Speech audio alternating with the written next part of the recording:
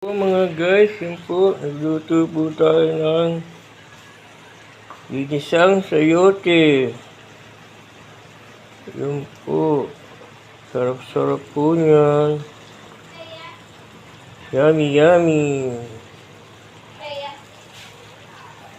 Konting pakulo na lang po at para lumambot lang po siya.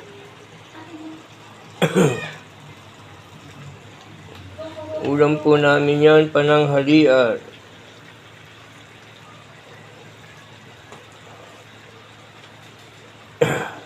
Tapos konting lang po nilagay ko. Chicharong baboy. Wala pong pambiling baboy. Konting sausaw lang po. Tapos nilagyan ko lang po siya ng yung pangkulay, swete. Para medyo